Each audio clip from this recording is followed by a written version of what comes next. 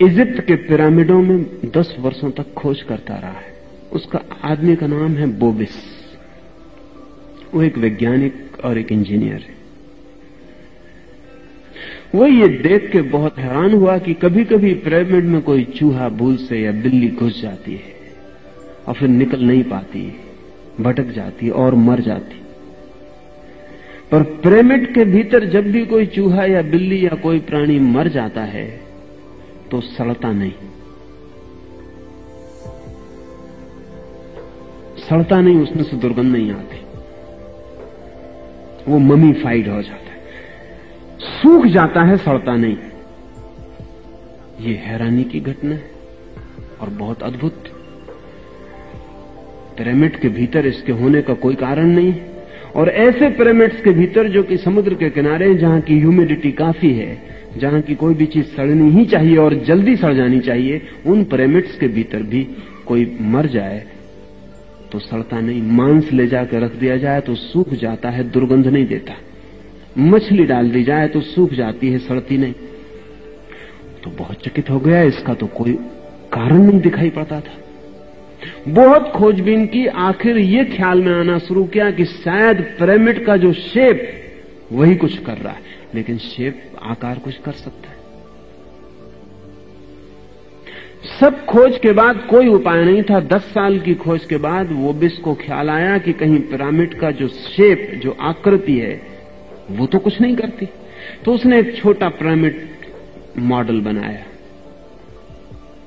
छोटा सा 3-4 फीट का बेस लेके, और उसमें एक मरी हुई बिल्ली को रख दी। वो चकित हुआ, वो ममीफाइड हो गई, वो सड़ी नहीं।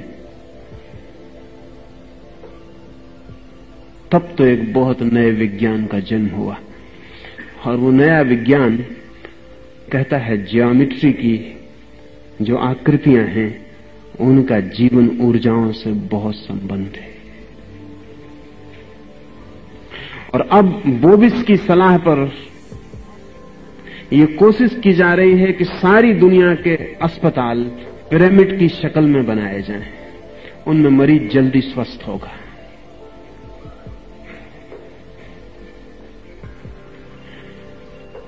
आपने सर्कस के जोकर को, हंसोड़े को जो टोपी लगाए देखी है, वो फूल्स कैप कहलाती है।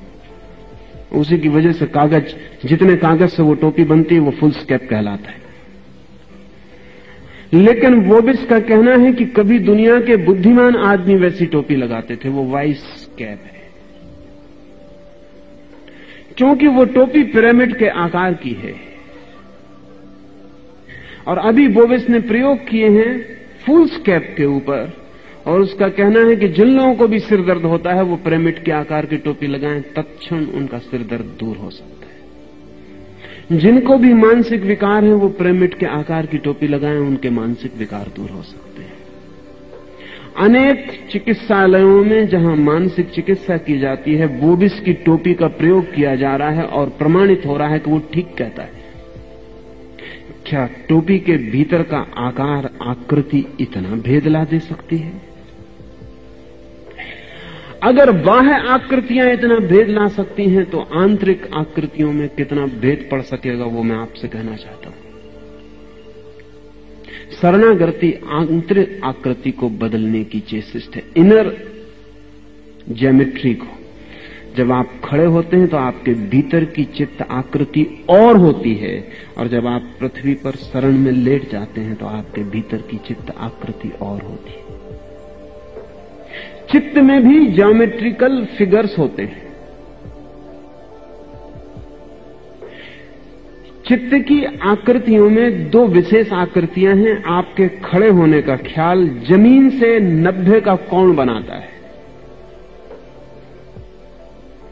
और जब आप जमीन पर लेट जाते हैं तो आप जमीन से कोई कोण नहीं बनाते, पैरेलल, समानांतर हो जाते। अगर कोई परिपूर्ण भाव से कह सके कि मैं अरहंत की शरण आता हूं, सिद्ध की शरण आता हूं, धर्म की शरण आता हूं, तो ये भाव उसकी आंतरिक आकृति को बदल देता है। और आंतरिक आकृति बदलते ही आपके जीवन में रूपांतरण शुरू हो जाते हैं। आपके अंतर में आकृतियां हैं, आपकी चेतना भी रूप लेती है, और आप जिस तरह का भाव करते हैं चेतना उसी तरह का रूप लेती है। 4 साल पहले सारे पश्चिम के वैज्ञानिक एक घटना से जितना धक्का खाए उतना शायद पिछले 200 वर्षों में किसी घटना से नहीं खाए। दिमित्री दोजोनोव नाम का एक चेक किसान जमीन से 4 फीट ऊपर उठ जाता है और 10 मिनट तक जमीन से 4 फीट ऊपर ग्रेविटेशन के पार, गुरुत्वाकर्षण के पार 10 मिनट तक रुका रह जाता है। सैकड़ों वैज्ञानिकों के समक्ष अनेकों बार ये प्रयोग दिमित्री कर चुका है। सब तरह की जांच पड़ताल कर ली गई है, कोई धोखा नहीं है, कोई तरकीब नहीं है। दिमित्री से पूछा जाता है कि तेरे इस उठने का राज क्या है, तो वो 2 बातें कहता है। वो कहता है एक राज तो मेरा समर्पण भाव, कि मैं परमात्मा को कहता हूं कि मैं तेरे हाथ में अपने को सौंपता हूं, तेरी शरण आता हूं। मैं अपनी ताकत से ऊपर नहीं उठता, उसकी ताकत से ऊपर उठता हूं। जब तक मैं रहता हूं तब तक मैं ऊपर नहीं उठ पाता। 2-3 बार उसके प्रयोग असफल भी गए, पसीना पसीना हो गया। सैकड़ों लोग देखने आए हैं दूर दूर से और वो ऊपर नहीं उठ पा रहा। आखिर में उसने कहा कि क्षमा करेंगे। तो लोगों ने कहा क्यों ऊपर नहीं उठ पा रहा है? उसने कहा कि नहीं उठ पा रहा है इसलिए कि मैं अपने को भूल ही नहीं पा रहा, और जब तक मुझे मेरा ख्याल जरा सा भी बना रहे तब तक ग्रेविटेशन काम करता है, तब तक जमीन मुझे नीचे खींची रहती। जब मैं अपने को भूल जाता हूं, मुझे याद ही नहीं रहता कि मैं हूं, ऐसा ही याद रह जाता है कि परमात्मा है, बस तत्काल मैं ऊपर उठ जाता। शरणागति का अर्थ ही है समर्पण का। क्या ये दिमित्री जो कह रहा है, क्या परमात्मा पर छोड़ देने पर जीवन के साधारण नियम भी अपना काम करना छोड़ देते हैं? जमीन अपनी कशिश छोड़ देती है? अगर जमीन अपनी कशिश छोड़ देती है तो क्या आश्चर्य होगा कि जो व्यक्ति अरहंत की शरण जाए, सेक्स की कशिश उसके भीतर छूट जाए, जीवन का सामान्य नियम टूट जाए, शरीर की जो मांग है वो छूट जाए? क्या ये हो सकता है कि शरीर भोजन मांगना बंद कर दे? क्या ये हो सकता है कि शरीर बिना भोजन के और वर्षों रह जाए? अगर जमीन कशिश छोड़ सकती है तो कोई भी तो कारण नहीं। प्रकृति का अगर एक नियम भी टूट जाता है तो सब नियम टूट सकते हैं। और दिमित्री दूसरी बात यह कहता है कि जब मैं ऊपर उठ जाता हूं तब एक बात भर असंभव है ऊपर उठ जाने के बाद, जब तक मैं नीचे न आ जाऊं। मेरे शरीर की जो आकृति होती है उसमें मैं जरा भी फर्क नहीं कर सकता। अगर मेरा हाथ घुटने पर रखा है तो मैं उसे हिला नहीं सकता, उठा नहीं सकता। मेरा सिर जैसा है फिर उसको मैं आड़ा तिरछा नहीं कर सकता। मेरा शरीर उस आकृति में बिल्कुल बंध जाता है, और न केवल मेरा शरीर बल्कि मेरे भीतर चेतना भी उसी आकृति में बन जाती। आपको ख्याल में नहीं होगा क्योंकि हमारे पास ख्याल जैसी चीज ही नहीं बची है। आपके विचार में भी नहीं आया होगा कि सिद्धासन पिरामिड की आकृति पैदा करना है शरीर में। बुद्ध की, महावीर की सारी मूर्तियां जिस आसन में हैं वो पिरामिडिकल है। जमीन पर बेस बड़ी हो जाती है दोनों पैर की, और ऊपर सब छोटा होता जाता है, सिर पर शिखर हो जाता है, एक ट्रायंगल बन जाता है। उस अवस्था में उस आसन को सिद्धासन कहा है। क्यों? क्योंकि उस आसन में सरलता से प्रकृति के नियम अपना काम छोड़ देते हैं और प्रकृति के ऊपर जो परमात्मा के गहन सूक्ष्म नियम है वो काम करना शुरू कर। वो आकृति महत्वपूर्ण है। दिमित्री कहता है कि जमीन से उठ जाने के बाद फिर मैं आकृति नहीं बदल सकता, कोई उपाय नहीं, मेरा कोई वश नहीं रह जाता। जमीन पर लौट के ही आकृति बदल सकता हूं।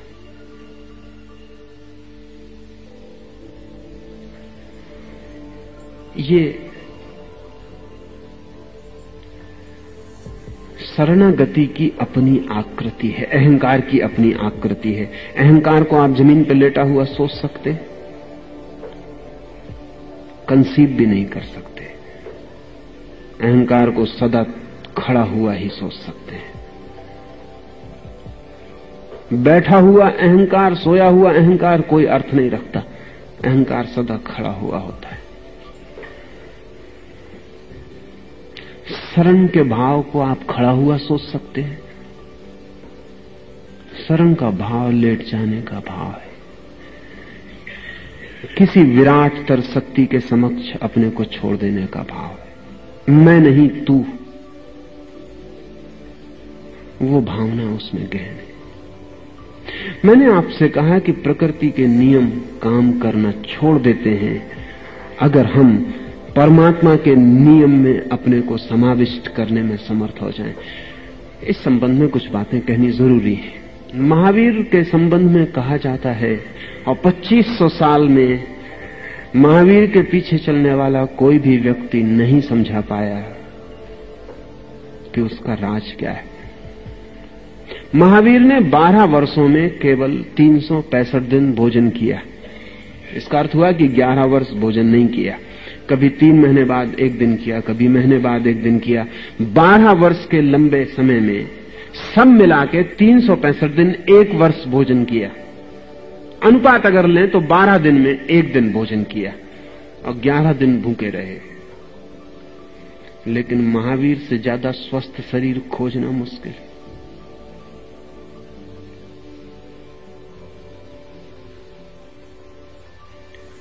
शक्तिशाली शरीर खोजना मुश्किल है। बुद्ध या क्राइस्ट या कृष्ण या राम, शारीरिक स्वास्थ्य की दृष्टि से महावीर के सामने कोई भी नहीं टिकते। हैरानी की बात है, बहुत हैरानी की बात है। और महावीर शरीर के साथ जैसे जैसे नियमवाह काम कर रहे हैं, उसका कोई हिसाब लगाना मुश्किल है। 12 साल तक ये आदमी 365 दिन भोजन करता है। इसके शरीर को तो गिर जाना चाहिए कभी का। लेकिन क्या हुआ है, ये शरीर गिरता नहीं। तो मैंने अभी नाम लिया रॉबर्ट पालिता का।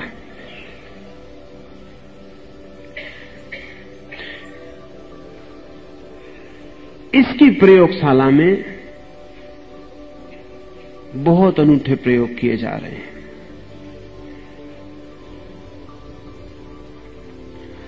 उनमें एक प्रयोग भोजन के बाहर सम्मोहन के द्वारा हो जाने का भी है। जो व्यक्ति इस प्रयोगशाला में काम कर रहा है,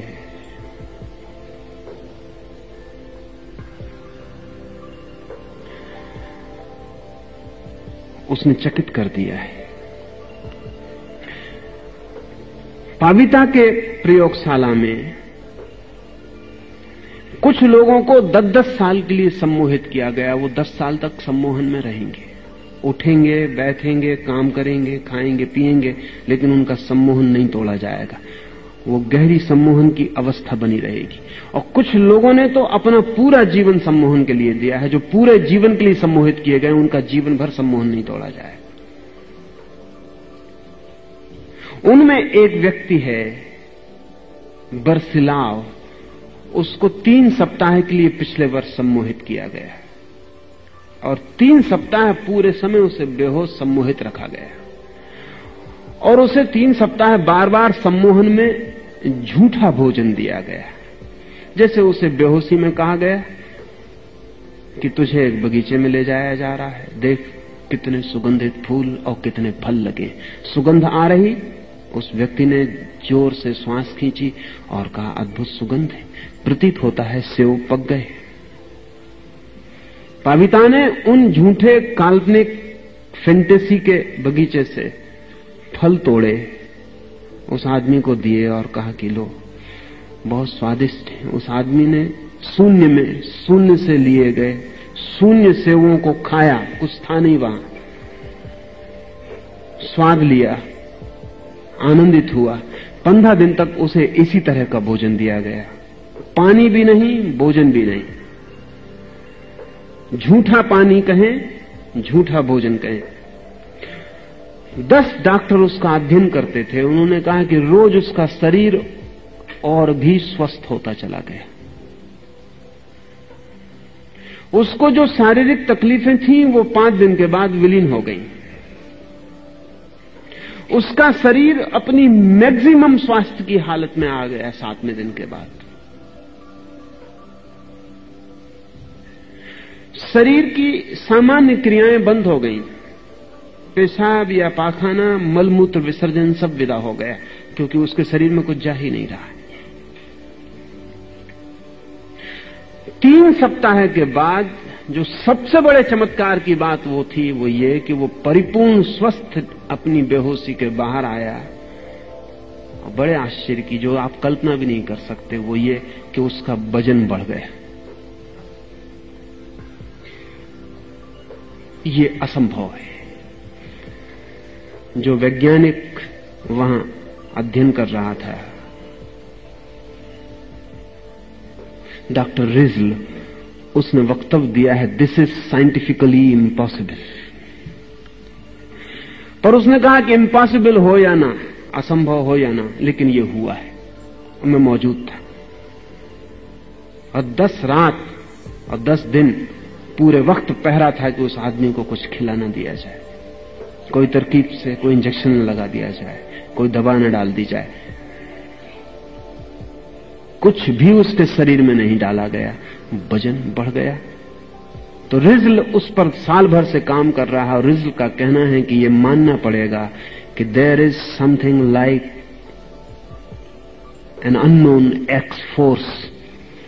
कोई एक शक्ति है अज्ञात एक्स नाम की, जो हमारी वैज्ञानिक रूप से जानी गई किन्हीं शक्तियों में समाविष्ट नहीं होती, वही काम कर रही है।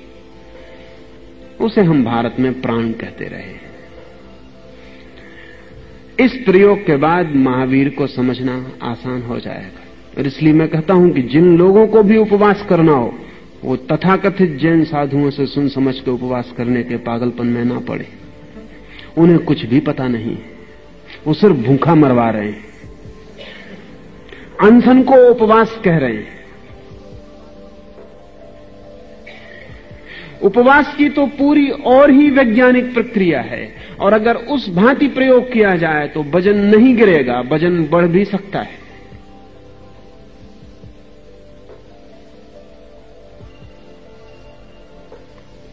पर महावीर का वो सूत्र खो गया। संभव है रिजल उस सूत्र को चेकोस्लोवाकिया में फिर से पुनः पैदा कर लेगा। यहां भी हो सकता है, लेकिन हम अभागे लोग हैं। हम व्यर्थ की बातों में और विवादों में इतना समय नष्ट करते और करवाते हैं कि सार्थक को करने के लिए समय और सुविधा भी नहीं बचती।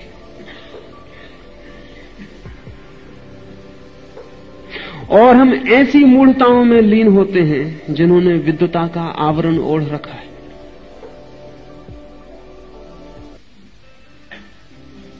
और हम बंधी हुई अंधी गलियों में भटकते रहते हैं जहां रोशनी की कोई किरण भी नहीं। ये प्रकृति के नियम के बाहर जाने की महावीर की तरकीब क्या होगी? क्योंकि महावीर तो सम्मोहित या बेहोश नहीं थे। ये पावलिता और रिजल का जो प्रयोग है, ये तो एक बेहोश और सम्मोहित आदमी पर है। महावीर तो पूर्ण जागृत पुरुष थे, वो तो बेहोश नहीं थे। वो तो उन जागृत लोगों में से थे जो कि निद्रा में भी जागृत रहते, जो कि नींद में भी सोते नहीं।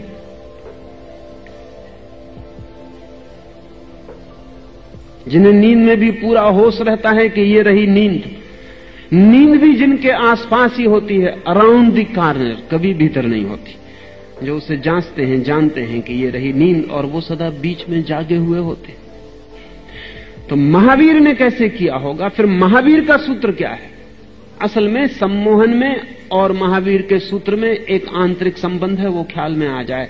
सम्मोहित व्यक्ति बेहोशी में विवश होकर समर्पित हो जाता है, उसका अहंकार खो जाता है, और तो कुछ फर्क नहीं है। अपने जान के वो नहीं खोता, इसलिए उसे बेहोश करना पड़ता है, बेहोशी में खो जाता है। महावीर जान के उस अस्मिता को, उस अहंकार को खो देते हैं और समर्पित हो जाते हैं। अगर आप होश पूर्वक भी, जागे हुए भी समर्पित हो सकें, कह सकें अरहंत शरणम पवज्जामि, तो आप उसी रहस्य लोक में प्रवेश कर जाते हैं जहां रिज्ल और पावलिता का प्रयोग करता केवल बेहोशी में प्रवेश कर पाता है।